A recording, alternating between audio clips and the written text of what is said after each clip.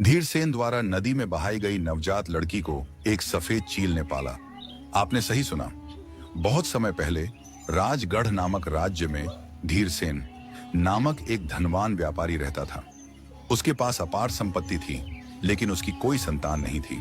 उसकी पत्नी सुमित्रा ने कई बार बेटियों को जन्म दिया, लेकिन समाज की कुरीतियों के कारण धीरसेन को केवल पुत्र की चाह थी। इस बार जब उसकी पत्नी फिर गर्भवती हुई तो उसने कहा, अगर इस बार भी बेटी हुई तो मैं इसे अपने जीवन से निकाल फेंकूंगा।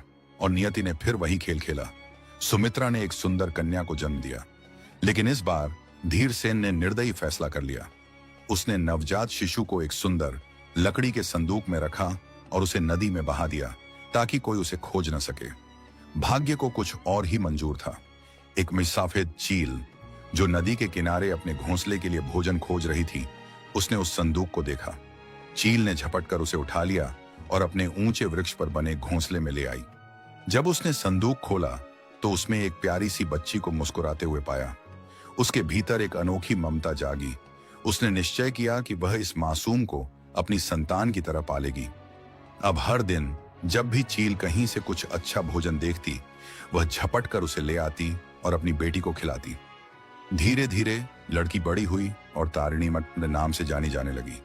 चील ने उसे बोलना सिखाया, जीवन के छोटे बड़े ज्ञान दिए और उसकी देखभाल की। एक दिन जब तारिणी नदी किनारे बैठकर अपने लंबे बालों में कंघी कर रही थी, तभी एक राजकुमार वेदांत, जो शिकार पर निकला था, उसकी झलक देखकर मंत्रमुग्ध हो गया। उसने सोचा, यह कोई अप्सरा है या किसी देवता की संतान। राजकुमार ने तारिणी से पूछा, तुम कौन हो, यहां पेड़ों पर क्यों रहती हो। तारिणी डर गई और तुरंत अपनी चील मां को बुलाने के लिए गाने लगी, पवन झूलाए शाखा डोले, मां मेरी लौट आ जल्दी। तारिणी की पुकार सुनते ही चील तुरंत आ गई। उसने राजकुमार से कहा, यह मेरी बेटी है, मैंने इसे पाला पोसा है। राजकुमार ने तारिणी की सुंदरता और सरलता से प्रभावित होकर उससे विवाह करने की इच्छा जताई। चील मां ने कुछ सोचकर सहमति दे दी और अपनी बेटी को राजकुमार को सौंप दिया। तारिणी को अपने महल में खूब स्नेह और सम्मान मिला, लेकिन राजकुमार की पहली पत्नियों को यह पसंद नहीं आया। वे ईर्ष्या से जल उठी और उसे महल से निकालने के षड्यंत्र रचने लगी। एक दिन उन्होंने तारिणी से रसोई का काम करवाने की योजना बनाई। उन्होंने उससे कहा, आज तुम्हें पूरे महल के लिए भात चावल बनाना होगा। तारिणी, जिसने कभी भोजन बनाना नहीं सीखा था, रोती हुई अपनी मां को पुकारने लगी। चील मां तुरंत आ गई और बोली, डर मत बेटी, एक बर्तन में पानी डाल और उसमें सिर्फ एक चावल का दाना डाल दे, बाकी सब मुझ पर छोड़ दे। जब सौतने आई तो उन्होंने देखा कि बर्तन चमत्कारिक रूप से स्वादिष्ट भात से भरा हुआ था। वे स्तब्ध रह गईं और जलन से भर उठी। तारिणी को मिलने वाली सहायता को खत्म करने के लिए सौत ने चुपके से चील मां को बुलाने वाले गीत को सीख गई। एक दिन उन्होंने वही गीत गाया, चील मां को बुलाया और छल से उसे मार डाला। अब जब भी तारिणी अपनी मां को बुलाती, कोई उत्तर नहीं आता। वह समझ गई कि उसकी मां अब इस दुनिया में नहीं रही। कुछ समय बाद राजकुमार किसी व्यापारिक यात्रा पर चला गया। सौतन ने इस मौके का फायदा उठाकर तारिणी को एक व्यापारी को बेचकर छुटकारा पाना चाहती थी। उन्होंने उसे छकमा देकर एक नाव में बिठा दिया और व्यापारी उसे अपने नगर ले गया। लेकिन नियति को यह स्वीकार नहीं था। संयोग से राजकुमार उसी मार्ग से लौट रहा था और उसने तारिणी की आवाज सुनी। उसने तुरंत नाव रुकवाई और अपनी पत्नी को छुड़ाया। गुस्से में आकर राजकुमार ने अपनी सौतनियों को उनके कुकर्मों की सजा देने का फैसला किया। उसने एक अग्नि परीक्षा रखी, जो निर्दोष होगी वह आग की लपटों से सुरक्षित बाहर आ जाएगी। सौत ने बुरी तरह जलकर समाप्त हो गई, जबकि तारिणी बिना किसी आंच के बाहर निकल आई। अब कोई बाधा नहीं रही। तारिणी अपने पति के साथ सुखपूर्वक रहने लगी, लेकिन उसकी आंखों में अपनी मां चील के लिए हमेशा आंसू रहते। एक रात जब वह पेड़ के नीचे बैठी अपनी मां को याद कर रही थी, तब अचानक आकाश में एक सफेद पंख गिरा। उसने ऊपर देखा, एक चील उड़ रही थी, मानो अपनी बेटी को आशीर्वाद दे रही हो। राजकुमार वेदांत और तारिणी ने महल में एक नई शुरुआत की। वेदांत ने सुनिश्चित किया कि उसकी अन्य पत्नियों की कुटिलता का कोई प्रभाव अब उनके जीवन पर न पड़े। लेकिन चील मां की अनुपस्थिति तारिणी के मन में एक खालीपन छोड़ गई थी। एक रात जब तारिणी महल की छत पर खड़ी थी, उसने आसमान में एक चील को उड़ते देखा। वह अचानक भावुक हो उठी और अपनी मां को याद करके वही पुराना गीत गाने लगी। पवन झुलाए, शाखा डोले, मां मेरी लौट आ जल्दी। अचानक हवा तेज चलने लगी और तारिणी को लगा जैसे कोई उसके कंधे पर हल्के से हाथ रख रहा हो। उसने आकाश की ओर देखा। चांद की रोशनी में एक सफेद चील मंडरा रही थी। उसकी आंखों से आंसू बह निकले। क्या यह मेरी मां की आत्मा है? उसने खुद से पूछा। अनहोनी की आहट कुछ दिनों तक सब कुछ शांत रहा, लेकिन महल में अजीब घटनाएं होने लगी। रात के समय रहस्यमयी आवाजें आती, किसी के चलने की सरसराहट सुनाई देती और महल के दर्पणों में कभी कभी एक सफेद परछाई झलक जाती। राजमहल के वृद्ध मंत्री अच्युतानंद ने कहा, यह कोई साधारण घटना नहीं है। लगता है कि किसी की आत्मा इस दुनिया में अधूरी इच्छाओं के कारण भटक रही है। तारिणी को आभास हुआ कि यह सब उसकी मां की आत्मा से जुड़ा है। उसने निश्चय किया कि वह इस रहस्य को सुलझाएगी। एक रात जब सभी गहरी नींद में थे, तारिणी ने फिर से अपनी मां को पुकारा, लेकिन इस बार उसकी आवाज में एक नई शक्ति थी। अचानक उसे हवा में एक धीमी फुसफुसाहट सुनाई दी। तारिणी ने चौंक कर चारों ओर देखा, लेकिन कोई नहीं था। तभी उसे एहसास हुआ कि उसकी मां की आत्मा अभी भी इस दुनिया में बंधी हुई है। अगली सुबह तारिणी ने महल के बुद्धिमान संत महर्षि वशिष्ठन को बुलवाया। उन्होंने ध्यान करके कहा, चील मां को छल से मारा गया था। जब तक उसके असली अपराधियों को दंड नहीं मिलेगा, तब तक उसकी आत्मा मुक्त नहीं हो सकती। तारिणी को झटका लगा। उसकी सौतनों को उनके अपराधों की सजा मिल चुकी थी, लेकिन क्या उनके अलावा भी कोई षड्यंत्र में शामिल था? छिपा हुआ अपराधी। तारिणी को अचानक याद आया कि जब उसकी सोतने उसे नाव में बिठा रही थीं, तब महल का एक खास सेवक वीरेनस भी वहां मौजूद था। वह अक्सर उनकी गुप्त योजनाओं में शामिल रहता था। राजकुमार वेदांत ने उसे पकड़वाया और सख्ती से पूछताछ की। पहले तो वह मुकरता रहा, लेकिन अंत में उसने कबूल किया। हाँ, हमने चील मां को धोखे से बुलाकर मार डाला था, लेकिन मैंने ही उसे जलाने के लिए जंगल में फेंका था। सच सामने आते ही राजकुमार ने उसे कड़ी सजा सुनाई। उसे जीवन भर के लिए कारागार में डाल दिया गया। आत्मा की मुक्ति। तारिणी ने उसी जंगल में जाकर अपनी मां के लिए एक अनुष्ठान किया। उसने मां को याद करके रोते हुए कहा, मां, तुम्हें न्याय मिल गया है, अब तुम मुक्त हो सकती हो। तभी आकाश में हलचल हुई और सफेद चील की एक चमकदार आकृति प्रकट हुई। वह धीरे धीरे आकाश में विलीन हो गई। अब तारिणी को अपनी मां की आत्मा की शांति का विश्वास हो गया था। नई शुरुआत। महल में अब कोई भय नहीं था। तारिणी और वेदांत ने मिलकर एक नए युग की शुरुआत की। उन्होंने समाज में यह संदेश फैलाया कि बेटा बेटी में कोई फर्क नहीं होता और प्रेम जन्म से नहीं बल्कि परवरिश से उपजता है। कुछ महीनों बाद तारिणी ने एक सुंदर पुत्री को जन्म दिया। उस बच्ची का नाम रखा गया आकाशिनी, जिसका अर्थ था आकाश की बेटी। अपनी नानी चील मां की याद में नई संकट की आहट। आकाशिनी के जन्म के बाद महल में खुशियों का माहौल था, लेकिन इस खुशी के बीच एक नया संकट धीरे धीरे दस्तक दे रहा था।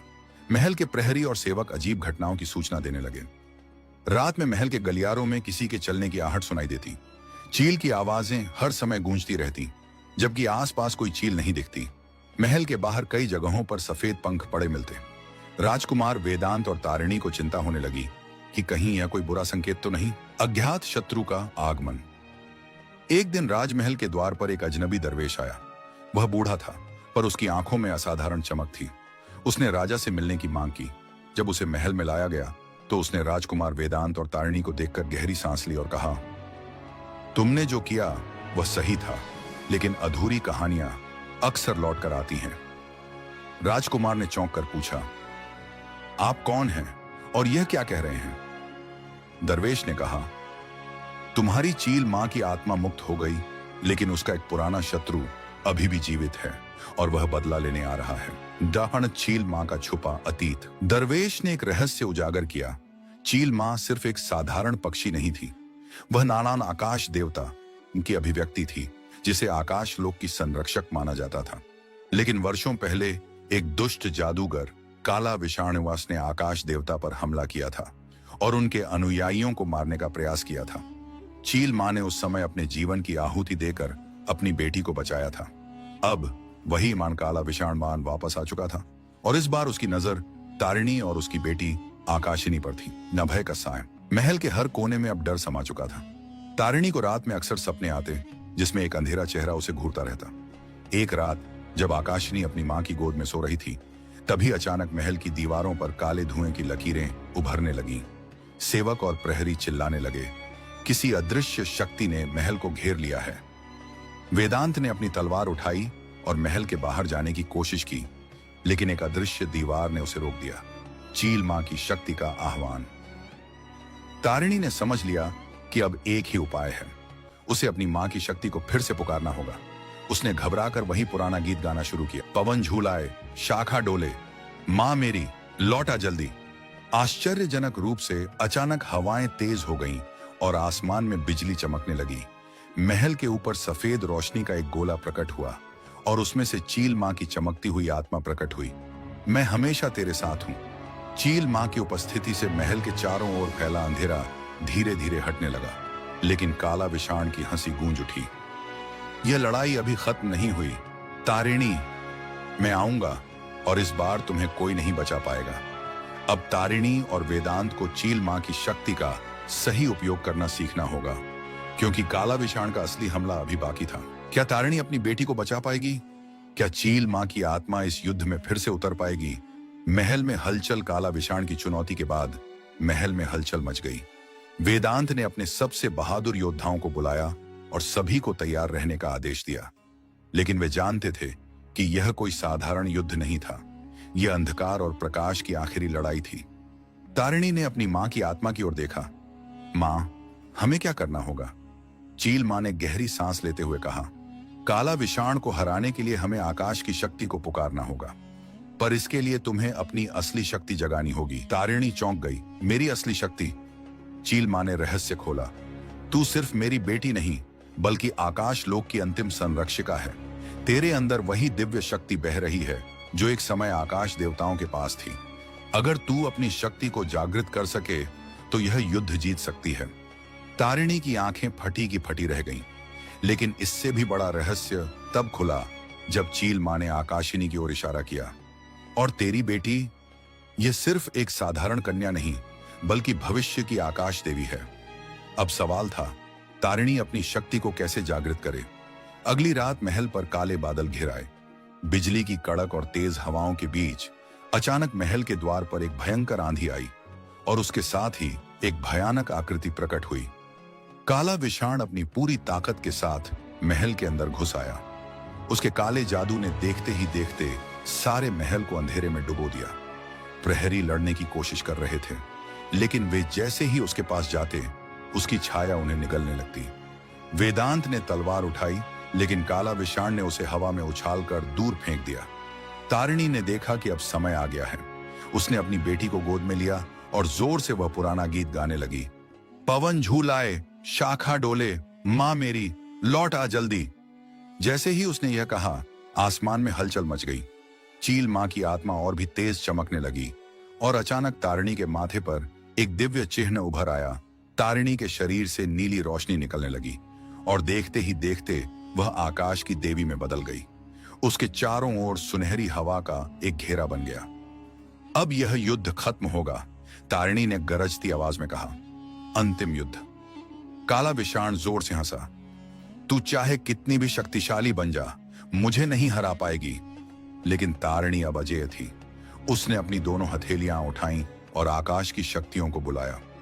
बिजली की लहरें उसकी हथेलियों में समा गईं और जैसे ही उसने हाथ आगे बढ़ाया, आकाश से एक सुनहरी चील निकली और सीधे काला विषाण पर टूट पड़ी।